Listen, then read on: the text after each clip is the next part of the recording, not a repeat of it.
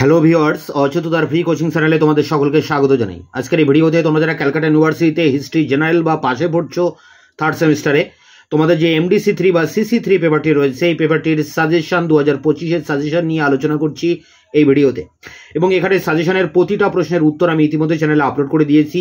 এই ভিডিওর ডেসক্রিপশন বক্সে তার লিঙ্ক দেওয়া রয়েছে, তোমরা প্রতিটা প্রশ্নের উত্তর সেই জায়গা থেকে পেয়ে যাবে।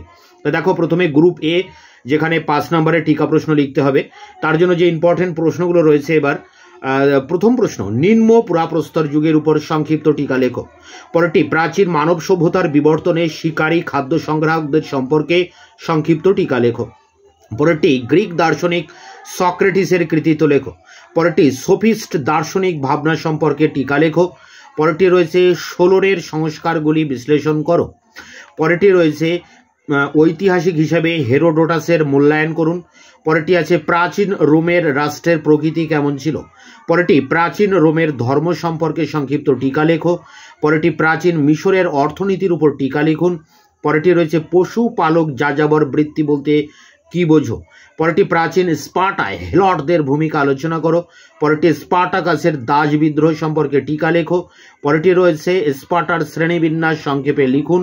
পরেরটি রয়েছে স্পার্টার সংবিধান সম্পর্কে সংক্ষিপ্ত টিকা লিখুন। পরেরটি রয়েছে এবং শেষ প্রশ্ন, উচ্চ পুরাপ্রস্তর যুগ সম্পর্কে টিকা লেখো।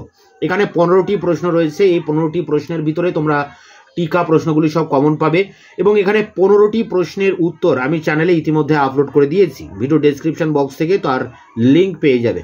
গ্রুপ বি এবং সি অর্থাৎ 10 এবং 20 নম্বরের প্রশ্ন। গ্রুপ বিতে আসবে 10 নম্বর, গ্রুপ সিতে আসবে 20 নম্বরের প্রশ্ন, অর্থাৎ 10 এবং 20 নম্বরের প্রশ্ন আসবে পরীক্ষায়।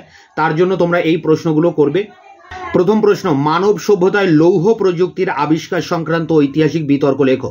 পরেরটি, পশ্চিম এশিয়ায় আদি লৌহ যুগের প্রভাব আলোচনা করো। অর্থাৎ লৌহ যুগের উপরে দুটি প্রশ্ন, একটি লৌহ যুগের প্রভাব, একটি লৌহ যুগের যে ঐতিহাসিক বিতর্ক। এই দুটির মধ্যে একটি 100% পরীক্ষায় কমন আসবে। পরেরটি দেখো, 2, 3 এবং 4 দুটিই কিন্তু গ্রিসের নাটকের উপরে। প্রাচীন গ্রিসের একজন নাট্যকার হিসেবে অ্যারিস্টোফেনিসের অবদান লেখো।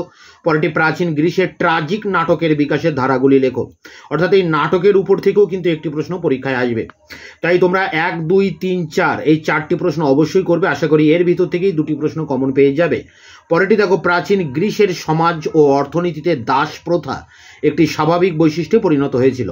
অর্থাৎ প্রশ্নটি ঘুরিয়েও আসতে পারে যে গ্রিসের দাস প্রথা আলোচনা করো। পরেরটি রয়েছে স্পার্টার সমাজ ব্যবস্থা সম্পর্কে নিবন্ধ লেখো।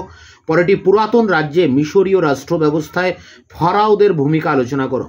পরেরটি, প্রাচীন রোমের কৃষি অর্থনীতির বৈশিষ্ট্যগুলি আলোচনা করো। পরেরটি, নব্যপ্রস্তর যুগের প্রধান বৈশিষ্ট্যগুলি আলোচনা করো। পরেরটি, বিজ্ঞানসম্মত ইতিহাসের জনক হিসাবে থুকিডিডিসের মূল্যায়ন করো। পরেরটি, প্রাচীন গ্রিসের পলিশের পতনের কারণগুলি আলোচনা করো।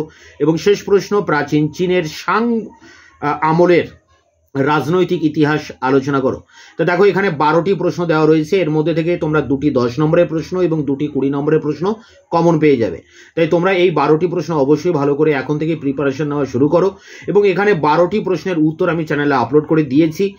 এছাড়া যদি তোমাদের কোনো প্রশ্নের উত্তরের প্রয়োজন হয়, তোমরা কমেন্ট সেকশনে কমেন্ট করে জানাবে। আমি তার অ্যান্সার খুব দ্রুত তোমাদের সামনে নিয়ে আসবো। দেখা হচ্ছে অন্য কোনো ভিডিও ক্লাসে। ততক্ষণে চ্যানেলকে তোমরা সাবস্ক্রাইব করে রাখবে, বন্ধুদের কাছে শেয়ার করবে। ভিডিওটি ভালো লাগলে অবশ্যই একটা লাইক দেবে।